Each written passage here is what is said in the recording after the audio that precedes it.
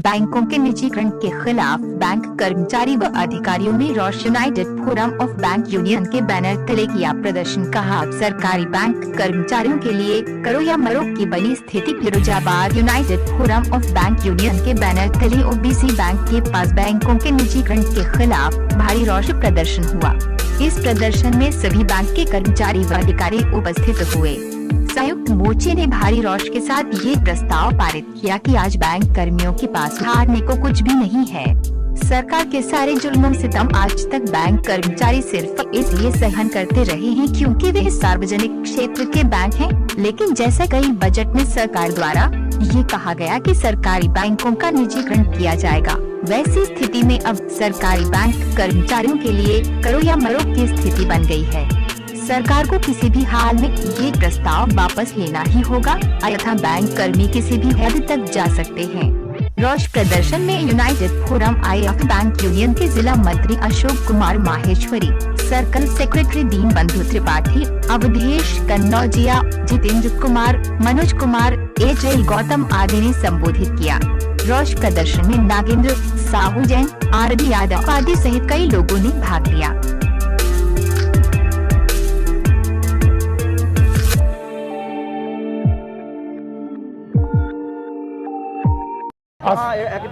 अशोक कुमार महेश्वरी, जिला मंत्री UP bank employ union.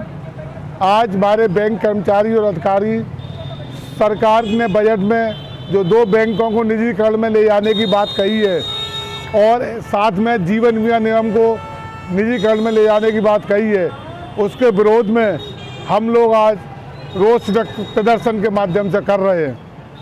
हम 26 नवंबर 2020 को भी इसी मुद्दे को लेकर हड़ताल कर चुके हैं, लेकिन ये सरकार ने इस बजट में पूरे देश की संपत्तियों को OLX नामक ऐप पर डाल दिया है।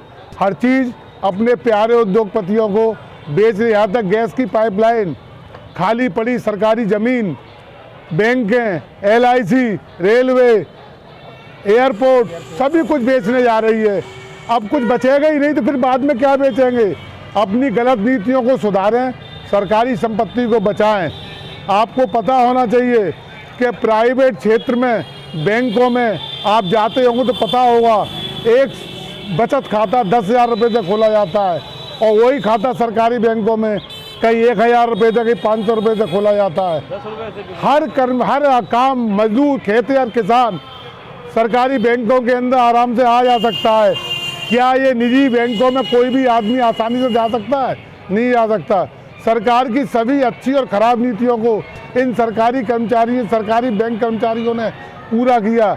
नोटबंदी में रात दिन काम किया, जनधन योजना में खाते खोले, फिर भी सरकार इन्हीं बैंक कर्मचारियों को निजीकरण में ले जाके इनके साथ गलत व्यवहार कर रही है। अगर हमारे ये विरोध प्रदर्शन से सरकार ने हमारी मांगों पर ध्यान नहीं दिया तो हम अपने बैंक कर्मचारी संगठन के आह्वान पर हड़ताल यहाँ तक कि अनिश्चितकालीन हड़ताल पर जाने के लिए बाध्य होंगे। मैं दीन बंधु Tripathi, circle secretary AIPNBOF Etawah unit. मैं ये कहना चाहता हूँ, आपके माध्यम से जनता को ये बताना चाहता हूँ कि निजीकरण अगर बैंकों का होता है तो बैंक कर्मचारियों का तो जो नुकसान वो है। आप इतने बड़ी समस्या में आ जाएंगे, आपको समझ में नहीं आएगा। आज भारत की 60% जनसंख्या जो ऐसी है, उनको रात को ढंग से भोजन नहीं मिलता है। आप अगर प्राइवेट बैंक हो जाएंगे, आप बैंकों के अंदर जा भी पाएंगे क्या? ये आप सबसे पहले ये सोचिए। जनता भी जागरूक होगी। और मैं सरकार से ये कहना चाहता हूँ कि आप अपनी गलत नीतियों का खामियाजा हमसे मत वसूलिए।